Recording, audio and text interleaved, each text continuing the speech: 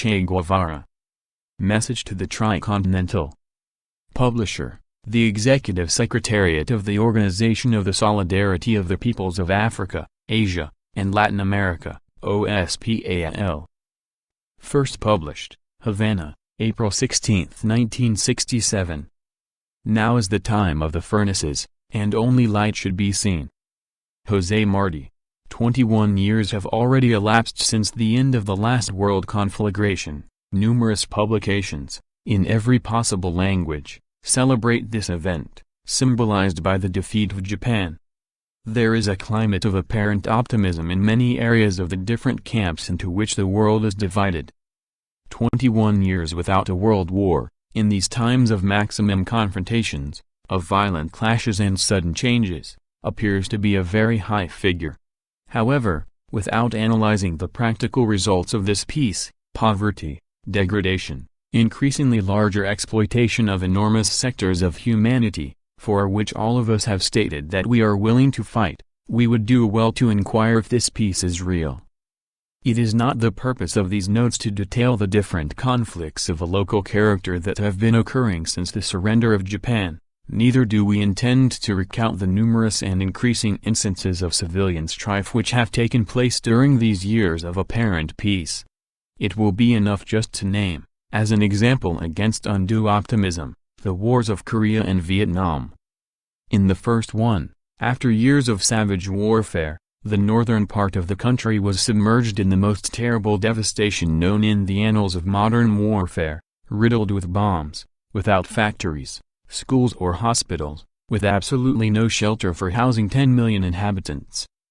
Under the discredited flag of the United Nations, dozens of countries under the military leadership of the United States participated in this war with the massive intervention of U.S. soldiers and the use, as cannon fodder, of the South Korean population that was enrolled. On the other side, the Army and the people of Korea and the volunteers from the People's Republic of China were furnished with supplies and advised by the Soviet military apparatus. The U.S. tested all sorts of weapons of destruction, excluding the thermonuclear type, but including, on a limited scale, bacteriological and chemical warfare. In Vietnam, the patriotic forces of that country have carried on an almost uninterrupted war against three imperialist powers, Japan, whose might suffered an almost vertical collapse after the bombs of Hiroshima and Nagasaki, France, who recovered from that defeated country its Indochina colonies and ignored the promises it had made in harder times, and the United States, in this last phase of the struggle. There were limited confrontations in every continent, although in our America, for a long time, there were only incipient liberation struggles and military coups d'état until the Cuban Revolution resounded the alert, signaling the importance of this region. This action attracted the wrath of the imperialists and Cuba was finally obliged to defend its coasts, first in Playa Girón, and again during the missile crisis. This last incident could have unleashed a war of incalculable proportions if a U.S.-Soviet clash had occurred over the Cuban question. But, evidently, the focal point of all contradictions is at present the territory of the peninsula of Indochina and the adjacent areas. Laos and Vietnam are torn by a civil war which has ceased being such by the entry into the conflict of U.S. imperialism with all its might, thus transforming the whole zone into a dangerous detonator ready at any moment to explode. In Vietnam the confrontation has assumed extremely acute characteristics. It is not our intention, either, to chronicle this war. We shall simply remember and point out some milestones. In 1954, after the annihilating defeat of Dien Bien Phu, an agreement was signed at Geneva dividing the country into two separate zones. Elections were to be held within a term of 18 months to determine who should govern Vietnam and how the country should be reunified. The U.S. did not sign this document and started maneuvering to substitute the Emperor Bao Dai, who was a French puppet, for a man more amiable to its purposes.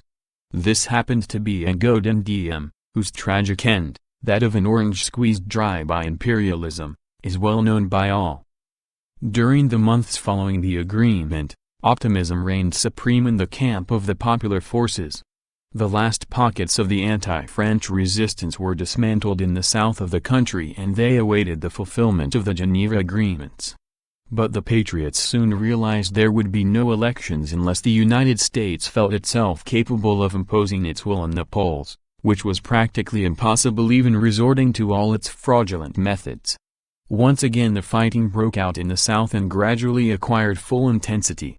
At present the U.S. Army has increased to over 500,000 invaders while the puppet forces decrease in number and, above all, have totally lost their combativeness. Almost 2 years ago the United States started bombing systematically the Democratic Republic of Vietnam, in yet another attempt to overcome the belligerents, siege of the South and impose, from a position of strength, a meeting at the conference table. At first, the bombardments were more or less isolated occurrences and were adorned with the mask of reprisals for alleged provocations from the north. Later on, as they increased in intensity and regularity, they became one gigantic attack carried out by the Air Force of the United States, day after day, for the purpose of destroying all vestiges of civilization in the northern zone of the country. This is an episode of the infamously notorious escalation. The material aspirations of the Yankee world have been fulfilled to a great extent, regardless of the unflinching defense of the Vietnamese anti-aircraft artillery, of the numerous planes shot down, over 1,700, and of the socialist countries' aid in war supplies.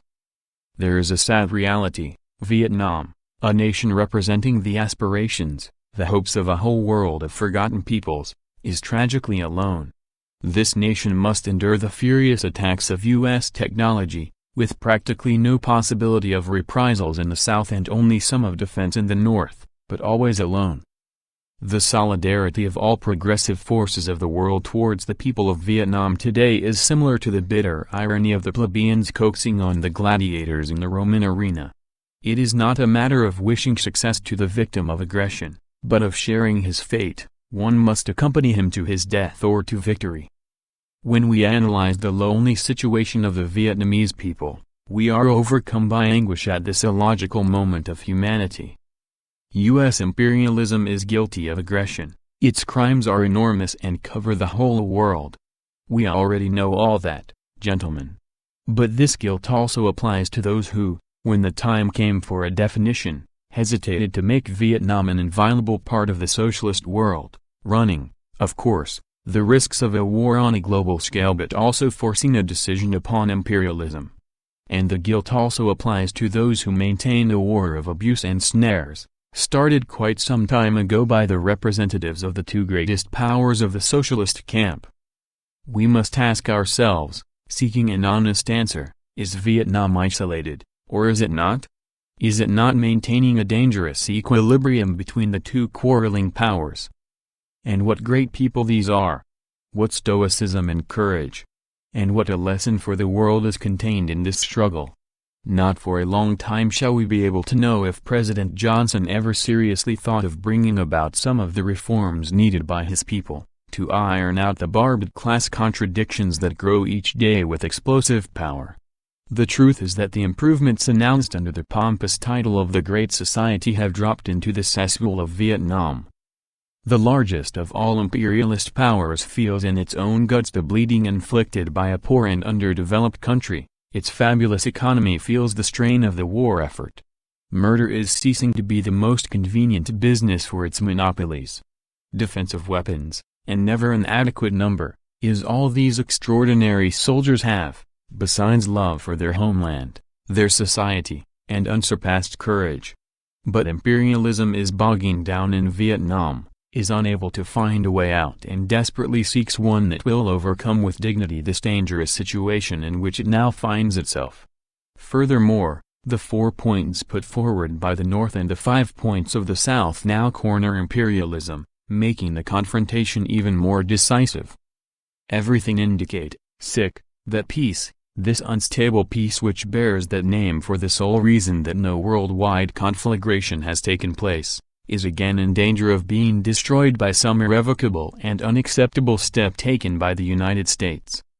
What role shall we, the exploited people of the world, play?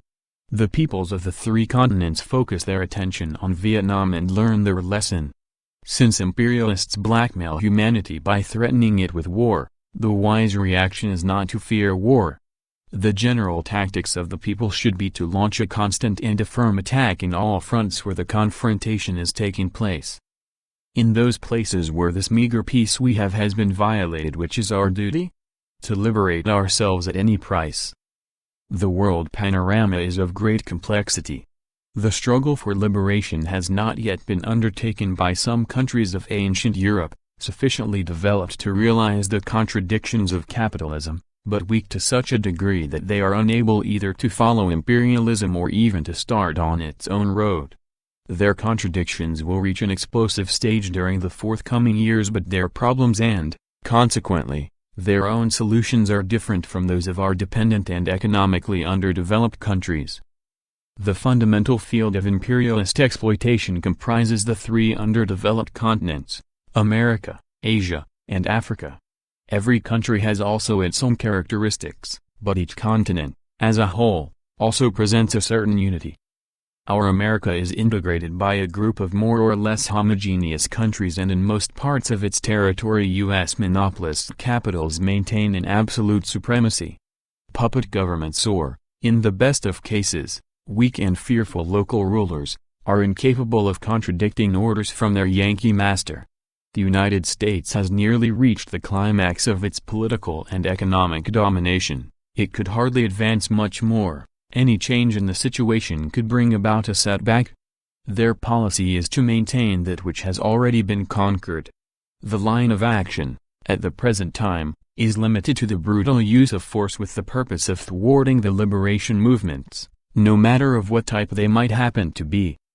The slogan "We will not allow another Cuba" hides the possibility of perpetrating aggressions without fear of reprisal, such as the one carried out against the Dominican Republic or before that the massacre in Panama, and the clear warning stating that Yankee troops are ready to intervene anywhere in America where the ruling regime may be altered, thus endangering their interests.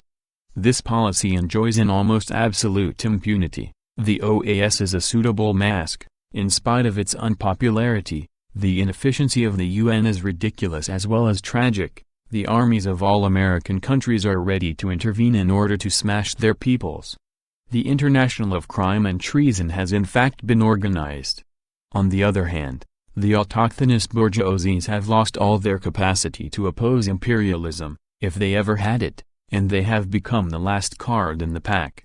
There are no other alternatives, either a socialist revolution or a make-believe revolution. Asia is a continent with many different characteristics. The struggle for liberation waged against a series of European colonial powers resulted in the establishment of more or less progressive governments, whose ulterior evolution have brought about, in some cases, the deepening of the primary objectives of national liberation, and in others, a setback towards the adoption of pro-imperialist positions.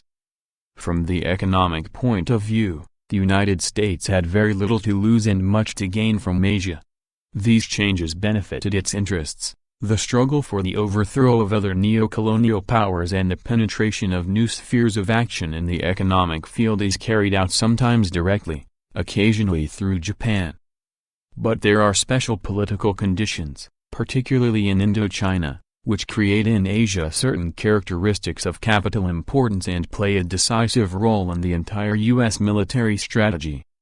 The imperialists encircle China through South Korea, Japan, Taiwan, South Vietnam and Thailand at least. This dual situation, a strategic interest as important as the military encirclement of the People's Republic of China and the penetration of these great markets, which they do not dominate yet, turns Asia into one of the most explosive points of the world today, in spite of its apparent stability outside of the Vietnamese war zone. The Middle East, though it geographically belongs to this continent, has its own contradictions and is actively in ferment. It is impossible to foretell how far this Cold War between Israel, backed by the imperialists, and the progressive countries of that zone will go. This is just another one of the volcanoes threatening eruption in the world today. Africa offers an almost virgin territory to the neo-colonial invasion. There have been changes which, to some extent, forced neo-colonial powers to give up their former absolute prerogatives. But when these changes are carried out uninterruptedly, colonialism continues in the form of neocolonialism with similar effects as far as the economic situation is concerned. The United States had no colonies in this region but is now struggling to penetrate its partners' fiefs. It can be said that following the strategic plans of U.S. imperialism, Africa constitutes its long-range reservoir. Its present investments, though, are only important in the Union of South Africa, and its penetration is beginning to be felt in the Congo, Nigeria and other countries where a violent rivalry with other imperialist powers is beginning to take place, in a pacific manner up to the present time. So far it does not have their great interests to defend except its pretended right to intervene in every spot of the world where its monopolies detect huge profits or the existence of large reserves of raw materials. All this past history justifies our concern regarding the possibilities of liberating the peoples within a long or a short period of time. If we stop to analyze Africa, we shall observe that in the Portuguese colonies of Guinea, Mozambique and Angola the struggle is waged with relative intensity, with a concrete success in the first one and with variable success in the other two. We still witness in the Congo the dispute between Lumumba's successors and the old accomplices of Chombe, a dispute which at the present time seems to favor the latter, those who have pacified a large area of the country for their own benefit, though the war is still latent. In Rhodesia we have a different problem. British imperialism used every means within its reach to place power in the hands of the white minority, who, at the present time, unlawfully holds it. The conflict, from the British point of view, is absolutely unofficial. This Western power, with its habitual diplomatic cleverness, also called hypocrisy in the strict sense of the word, presents a facade of displeasure before the measures adopted by the government of Ian Smith. Its crafty attitude is supported by some Commonwealth countries that follow it, but is attacked by a large group of countries belonging to Black Africa, whether they are or not servile economic lackeys of British imperialism. Should the rebellious efforts of these patriots succeed and this movement receive the effective support of neighboring African nations, the situation in Rhodesia may become extremely explosive. But for the moment all these problems are being discussed in harmless organizations such as the UN, the Commonwealth and the OSPAAAL. The social and political evolution of Africa does not lead us to expect a continental revolution. The liberation struggle against the Portuguese should end victoriously, but Portugal does not mean anything in the imperialist field. The confrontations of revolutionary importance are those which place at bay all the imperialist apparatus. This does not mean, however, that we should stop fighting for the liberation of the 3 Portuguese colonies and for the deepening of their revolutions. When the black masses of South Africa or Rhodesia start their authentic revolutionary struggle, a new era will dawn in Africa. Or when the impoverished masses of a nation rise up to rescue their right to a decent life from the hands of the ruling oligarchies. Up to now, army putsches follow one another. A group of officers succeeds another or substitute a ruler who no longer serves their caste interests or those of the powers who covertly manage him, but there are no great popular upheavals. In the Congo these characteristics appeared briefly, generated by the memory of Lumumba, but they have been losing strength in the last few months. In Asia, as we have seen, the situation is explosive. The points of friction are not only Vietnam and Laos, where there is fighting. Such a point is also Cambodia, where at any time a direct U.S. aggression may start, Thailand, Malaya, and, of course, Indonesia, where we cannot assume that the last word has been said, regardless of the annihilation of the Communist Party in that country when the reactionaries took over. And also, naturally, the Middle East. In Latin America the armed struggle is going on in Guatemala, Colombia, Venezuela and Bolivia. The first 2 uprisings are cropping up in Brazil. There are also some resistance focuses which appear and then are extinguished. But almost all the countries of this continent are ripe for a type of struggle that, in order to achieve victory, cannot be content with anything less than establishing a government of socialist tendencies. In this continent practically only one tongue is spoken, with the exception of Brazil, with whose people, those who speak Spanish can easily make themselves understood, owing to the great similarity of both languages. There is also such a great similarity between the classes in these countries, that they have attained identification among themselves of an international Americano type, much more complete than in the other continents. Language, habits, religion, a common foreign master, unite them. The degree and the form of exploitation are similar for both the exploiters and the men they exploit in the majority of the countries of our America. And rebellion is ripening swiftly in it. We may ask ourselves, how shall this rebellion flourish? What type will it be? We have maintained for quite some time now that, owing to the similarity of their characteristics, the struggle in our America will achieve in due course, continental proportions. It shall be the scene of many great battles fought for the liberation of humanity. Within the frame of this struggle of continental scale, the battles which are now taking place are only episodes, but they have already furnished their martyrs. They shall figure in the history of our America as having given their necessary blood in this last stage of the fight for the total freedom of man. These names will include Comandante Tercios Lima, Padre Camilo Torres, Comandante Fabricio Ojeda, Comandantes Lobaton and Luis de la Punta, all outstanding figures in the revolutionary movements of Guatemala, Colombia, Venezuela and Peru. But the active movement of the people creates its new leaders. Cesar Montes and Juan Sosa raise up their flag in Guatemala, Fabio Vasquez and Marulanda in Colombia, Douglas Bravo in the western part of the country and Americo Martin in El Baquillar, both directing their respective Venezuelan fronts. New uprisings shall take place in these and other countries of our America, as it has already happened in Bolivia. And they shall continue to grow in the midst of all the hardships inherent to this dangerous profession of being modern revolutionaries. Many shall perish, victims of their errors, others shall fall in the touch battle that approaches, new fighters and new leaders shall appear in the warmth of the revolutionary struggle. The people shall create their warriors and leaders in the selective framework of the war itself, and Yankee agents of repression shall increase. Today there are military aids in all the countries where armed struggle is growing. The Peruvian army apparently carried out a successful action against the revolutionaries in that country, an army also trained and advised by the Yankees. But if the focuses of war grow with sufficient political and military insight, they shall become practically invincible and shall force the Yankees to send reinforcements. In Peru itself many new figures, practically unknown, are now reorganizing the guerrilla.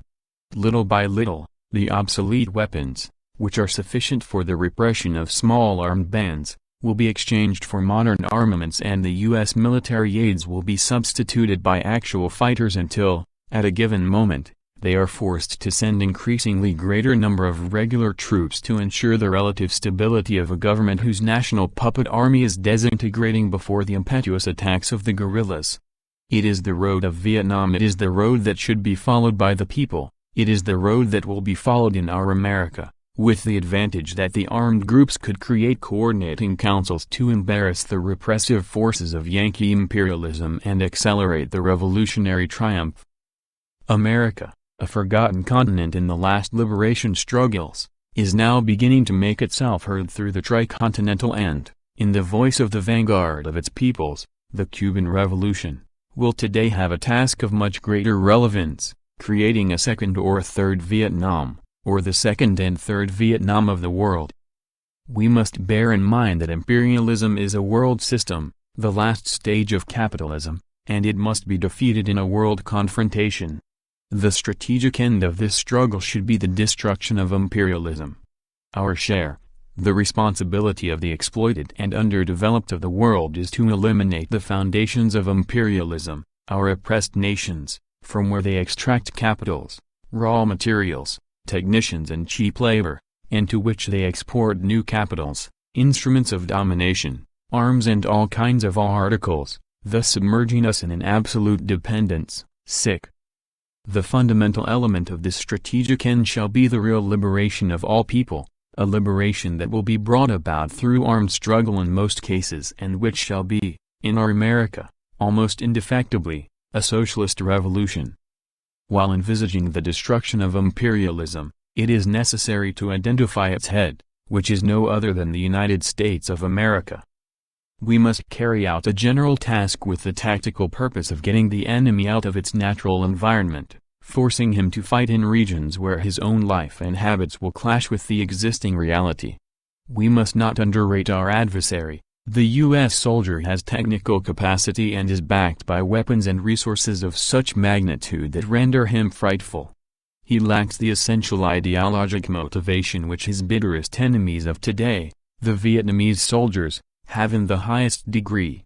We will only be able to overcome that army by undermining their morale, and this is accomplished by defeating it and causing it repeated sufferings.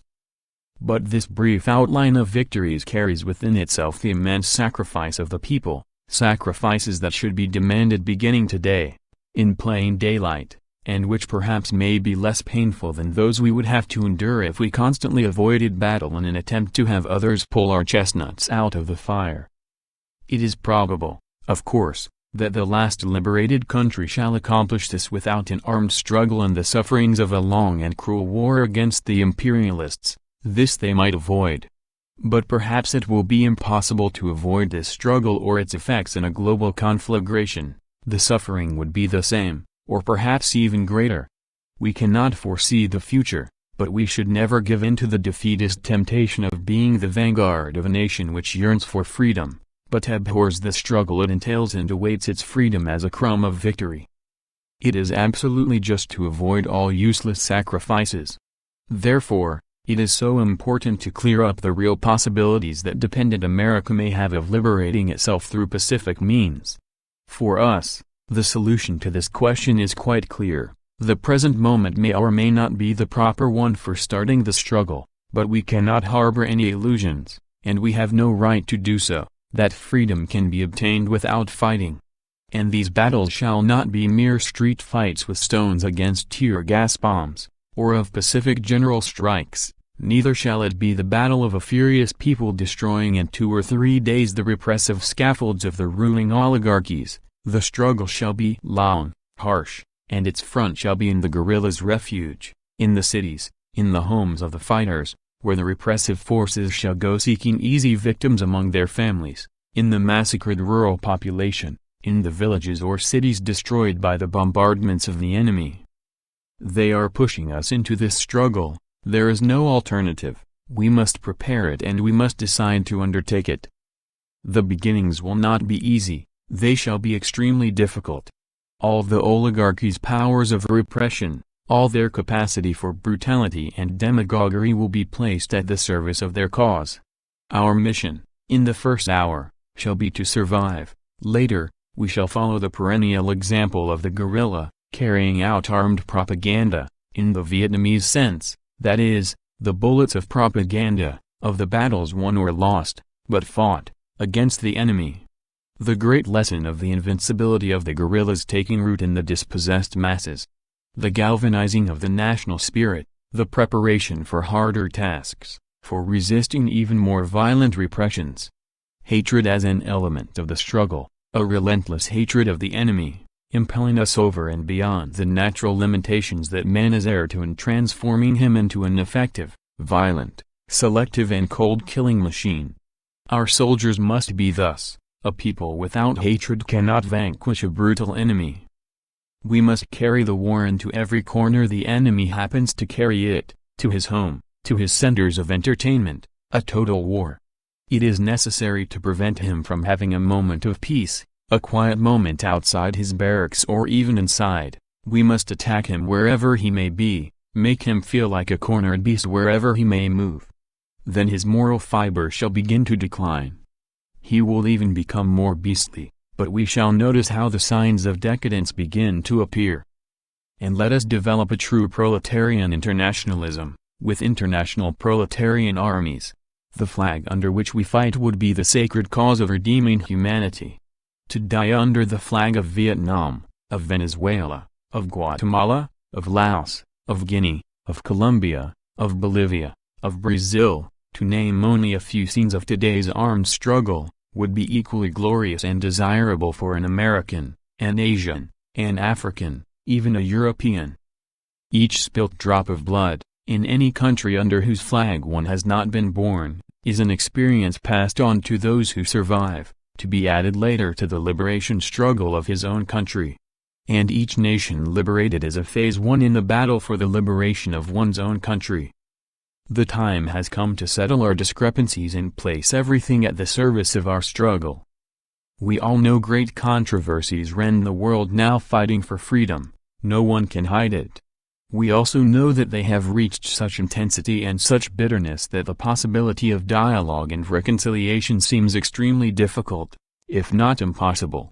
It is a useless task to search for means and ways to propitiate a dialogue which the hostile parties avoid. However, the enemy is there, it strikes every day, and threatens us with new blows, and these blows will unite us, today, tomorrow, or the day after. Whoever understands this first, and prepares for this necessary union, shall have the people's gratitude. Owing to the virulence and the intransigence with which each cause is defended, we, the dispossessed, cannot take sides for one form or the other of these discrepancies, even though sometimes we coincide with the contentions of one party or the other, or in a greater measure with those of one part more than with those of the other. In time of war, the expression of current differences constitutes a weakness, but at this stage it is an illusion to attempt to settle them by means of words. History shall erode them or shall give them their true meaning. In our struggling world, every discrepancy regarding tactics, the methods of action for the attainment of limited objectives, should be analyzed with due respect to another man's opinions. Regarding our great strategic objective, the total destruction of imperialism by armed struggle, we should be uncompromising. Let us sum up our hopes for victory: total destruction of imperialism by eliminating its firmest bulwark, the oppression exercised by the United States of America.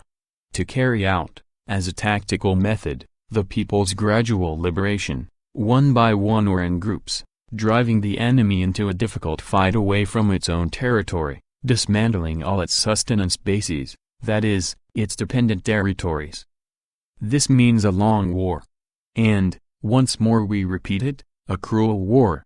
Let no one fool himself at the outstart, and let no one hesitate to start out for fear of the consequences it may bring to his people.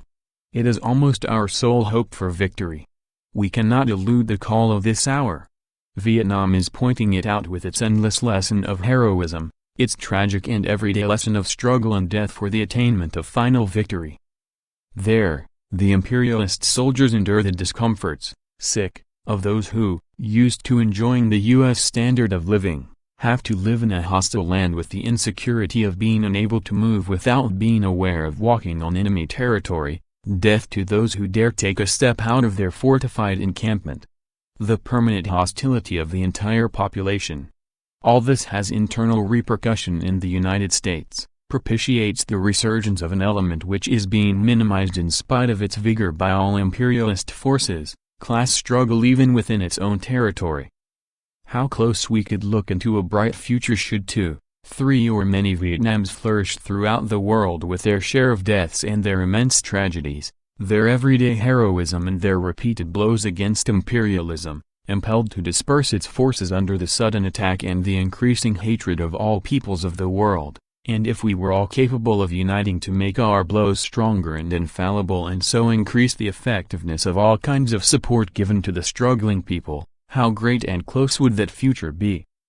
If we, in a small point of the world map, are able to fulfill our duty and place at the disposal of this struggle whatever little of ourselves we are permitted to give, our lives, our sacrifice, and if some day we have to breathe our last breath on any land, already ours, sprinkled with our blood, let it be known that we have measured the scope of our actions and that we only consider ourselves elements in the great army of the proletariat, but that we are proud of having learned from the Cuban Revolution, and from its maximum leader, the great lesson emanating from his attitude in this part of the world: what do the dangers or the sacrifices of a man or of a nation matter, when the destiny of humanity is at stake?